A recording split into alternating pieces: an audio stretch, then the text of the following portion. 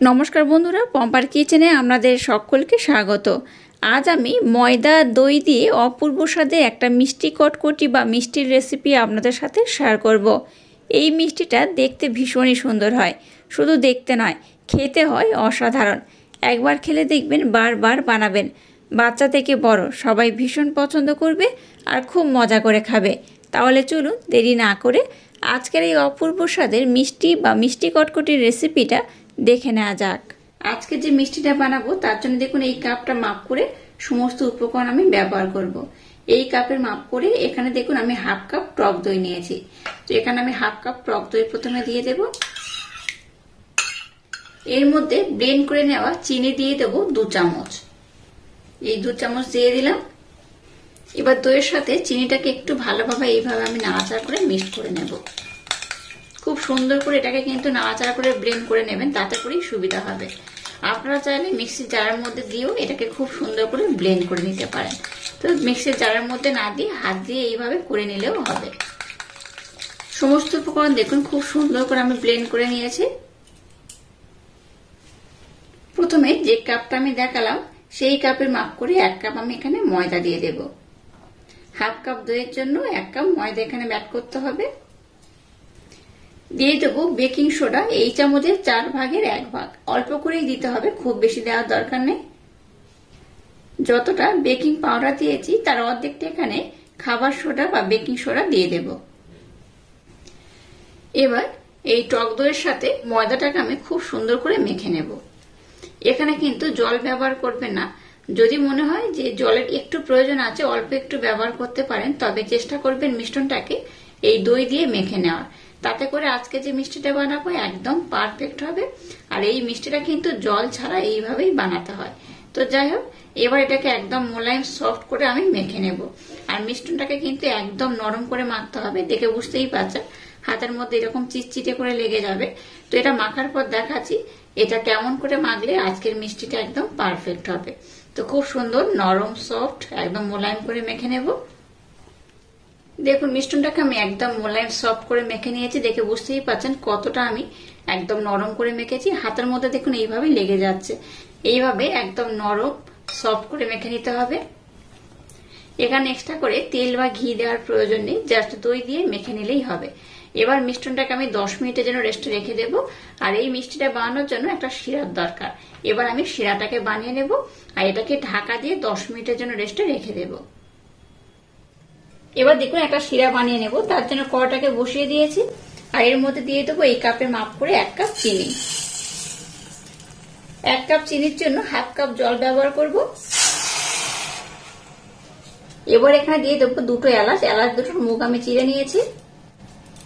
গ্যাসের ফ্লেমটাকে এবার লো টু মিডিয়াম দিয়ে একটা শিরা আমি বানিয়ে নেব। শিরাটা কিন্তু বেশ চিটচিটে করে বানিয়ে নিতে হবে। তো আমি আপনাদের পরে দেখিয়ে দেব শিরাটা কেমন বানালে আজকে যে রেসিপিটা বানাবো একদম পারফেক্ট হবে।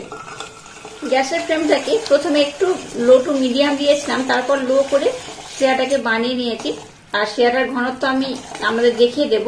আর এমনি দেখে আপনারা বুঝতে পারছেন কতটা ঘন হয়েছে। এই ঘন কিন্তু আরো করতে হবে, তবে একটু পরে করব। সেই পর্যায়ে আমি ঘনত্বটা দেখিয়ে দিচ্ছি। দেখুন একতার হলে যেমন হয় ঠিক সেই রকম কিন্তু একতারের মতো এটাকে বানিয়ে নিতে হবে।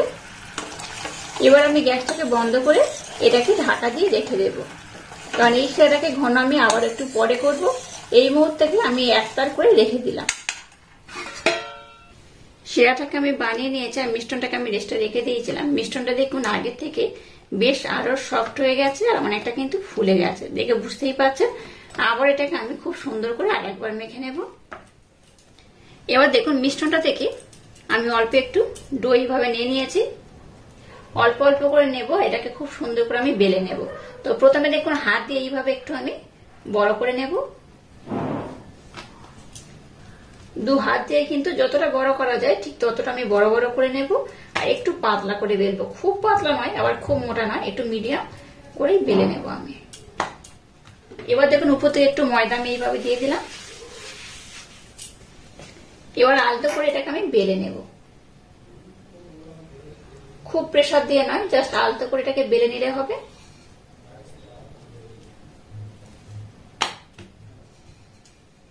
এটাকে দেখুন এইভাবে আমি বেলে নিয়েছি। আর ধারের পোর্শনগুলো যদি একটু মোটা থাকে হাতের মাধ্যমে এইভাবে একটু চ্যাপটা করে নিতে হবে। এবার এখান থেকে আমি ছোট ছোট করে কেটে নেব, খুব বড় নয়, এইরকম ছোট ছোট করে কাটবো, দেখে বুঝতেই পারছেন। ধারের পোর্শন আর বাদ দেওয়ার দরকার নেই, জাস্ট এইভাবে কেটে নিলেই হবে। এইভাবে দেখুন আমি লম্বা করে প্রথমে কেটে নিয়েছি। এবার এইভাবে একটু ছোট ছোট করে কেটে নেব।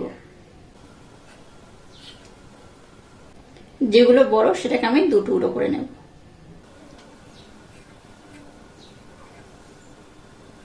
দেখুন এইভাবে ছোট ছোট টুকরো করে কেটে নিয়েছি।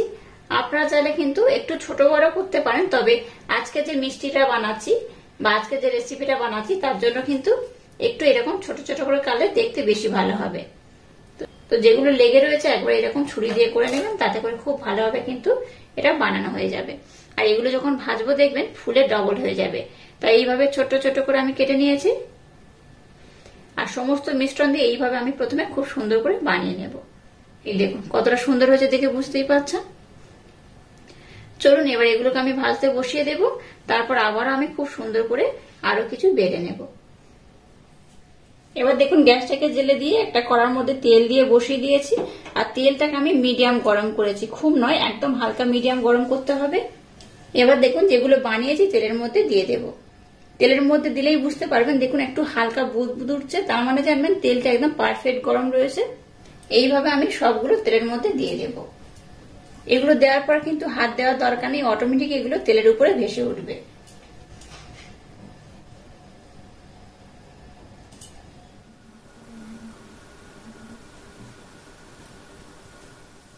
যেগুলো আমি প্রথমে দিয়েছিলাম দেখুন সেগুলো কিন্তু অটোমেটিক ফুলে একদম তেলের উপরে ভেসে উঠেছে, দেখে বুঝতেই পারছেন। আর এগুলো কিন্তু দেখুন কতটা ফুলে যাচ্ছে, দেখুন কত ছোট ছোট বানিয়েছিলাম আর কত বড় বড় হয়ে ফুলে যাচ্ছে, দেখে বুঝতেই পারছেন।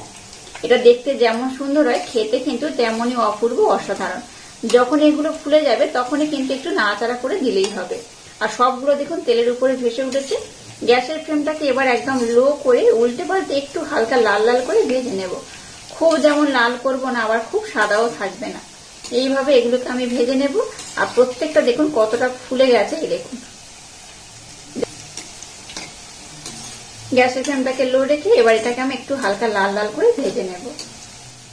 গ্যাসের ফ্লেমটাকে একদম লো রেখে এগুলোকে দেখুন নাড়াচাড়া করতে করতে আমি কিন্তু অনেকটাই লাল করে নিয়েছি। আর একটু লাল হয়ে যাওয়ার পর কত সুন্দর দেখতে লাগছে দেখুন। এটাকে কিন্তু এইভাবে একটু নাড়াচাড়া করবেন, নতবা একদম একদিকে পুড়ে যাবে আর একদিকে সাদা থাকবে। আর এইভাবে নাড়াচাড়া করতে করতে দেখবেন এগুলো কিন্তু বেশ লাল হয়ে যাবে।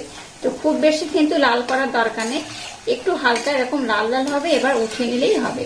তো এটাকে আমি খুব সুন্দর করে ভেজে নিয়েছি, আর কিন্তু খুব লাল করব না, এরকমই থাকবে। আর দেখুন কত ছোট্ট বানিয়েছিলাম, কত চ্যাপটা করে বানিয়েছিলাম, আর কতটা ফুলে গেছে আর কতটা বড় বড় হয়ে গেছে। এবার এগুলোকে আমি উঠিয়ে নেব।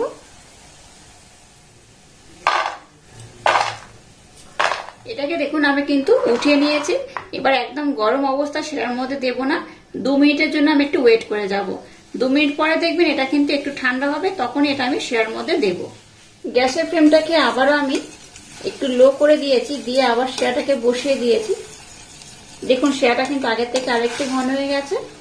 এবার 2 মিনিট পর আমি ফিরে এলাম, আর 2 মিনিট পরে দেখুন এই মিষ্টিগুলোকে আমি এর মধ্যে দিয়ে দেবো।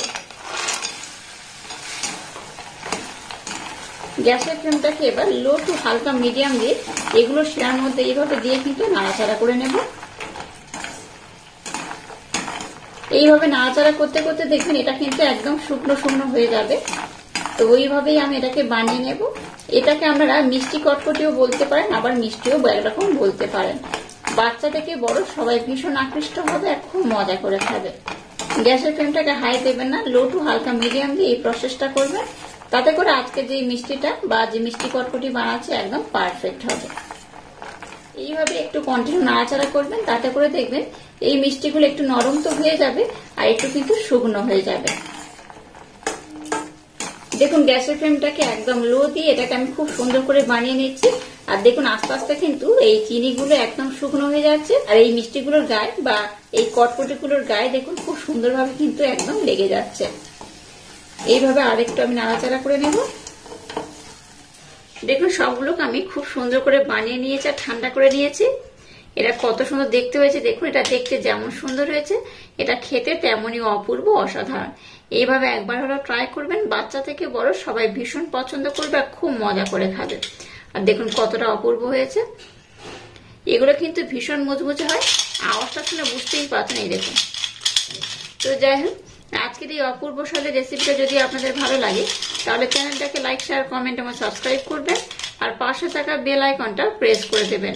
তাহলে টাটা, আবার দেখা হচ্ছে নতুন কোনো রেসিপি নিয়ে।